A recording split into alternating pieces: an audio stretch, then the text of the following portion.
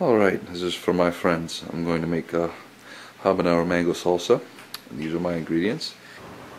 Now what I'm going to do is take the habaneros and put them on this little grill and blacken them. It makes it easier to take the skin off, and I also prefer the taste of blackened habaneros.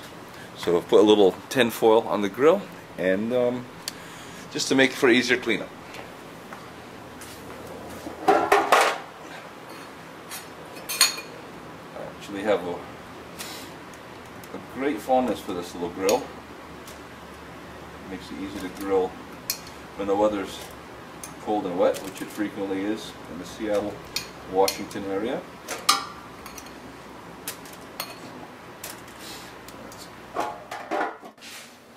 Alright, now washed and scrubbed the fresh carrots. I'm just going to give them a chop, and don't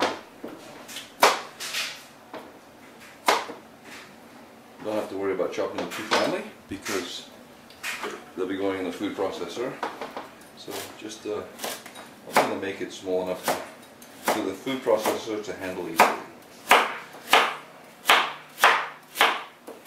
Cooking nicely. The garage where I'm grilling this is starting to smell absolutely delicious.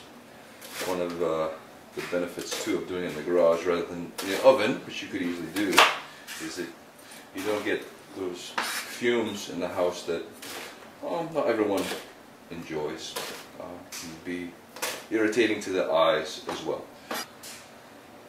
Alright, so I've chopped the carrots, I've chopped the onions, I've crushed the garlic a little bit, and I'm just going to chop it up rather finely. I like to put the garlic in first with some oil. I don't really like a strong garlic flavor in my sauce. Now I've stepped outside to the grill and brought back the habaneros. This is what they look like roasted. Don't hesitate to get a full char on, blacken them all the way around.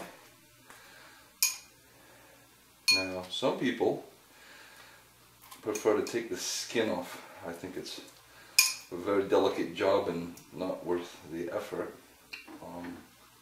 So if I get little bits of the skin that fall off, I'm happy to remove them. Otherwise I don't worry about it so much. One thing I do worry about, however, is getting this in my eyes or on my face, because if you get the oil from the habanero on any sensitive body parts, it will burn and you won't like it. At least most of you won't. There. So I just chopped it coarsely. And there we are. Now I brought out a large pan because of the amount of carrots and onions that I want to soften.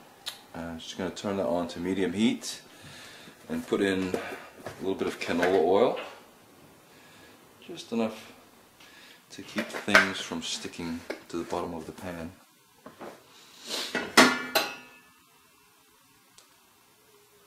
So I've put the habaneros here with the garlic, and I don't want to introduce the habaneros just yet, but if some of them get in there, that's the way it goes. The pan is obviously very hot, so you go the carrots. And these might take a little while to soften. Get them spread out, and then just leave them alone for a minute. Alright. The carrots have had a bit of a head start. I'm going to go ahead and make a space here for all the onions I've chopped. And I do like onions, and I've used a lot, and I think that you can't go wrong with a sauce that has lots of onions in it. I may even fold the carrots over the top of the onions so that more of the onions have a chance to hit the hot part of the pan. There we are. And I'm going to try just a step away. Alright. Oh, this is looking so nice and creating a bit of foam on the bottom of the pan.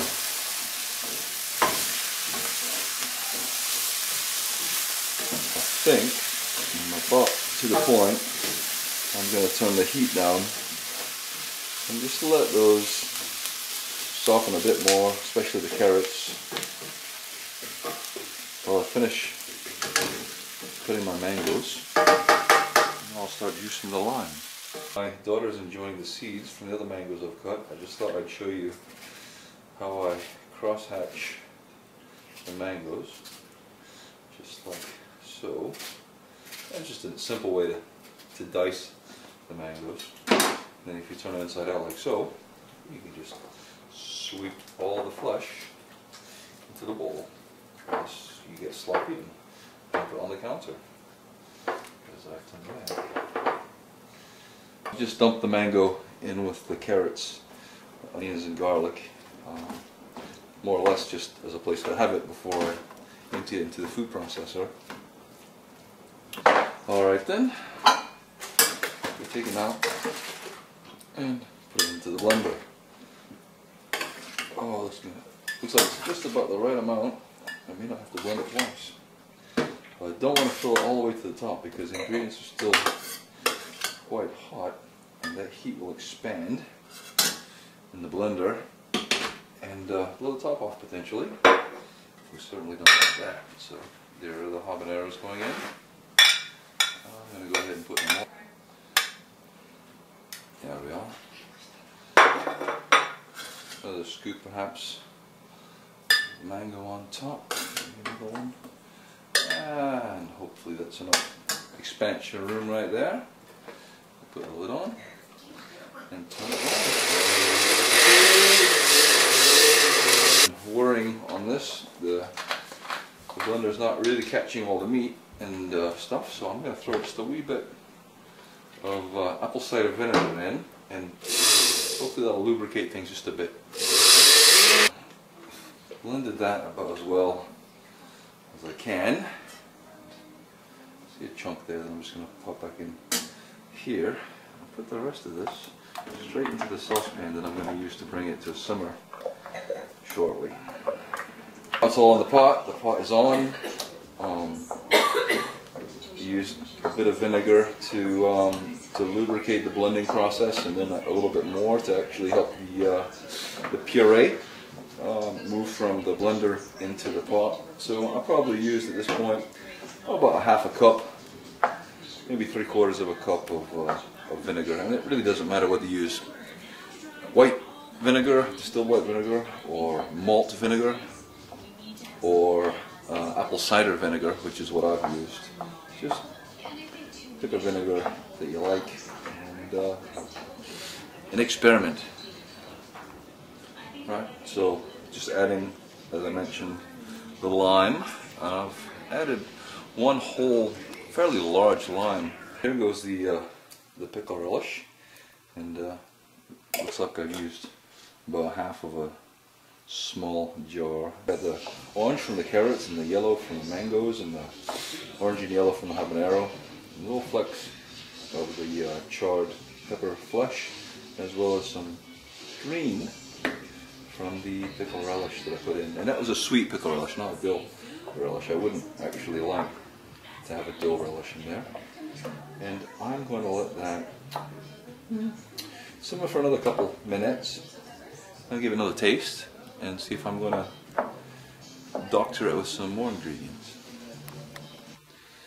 Now, you may think that I've made quite a lot of sauce here, but you'd be surprised how quickly it goes for someone like me who really likes something spicy, because I'll also be sharing it with a good friend of mine, Hollowell.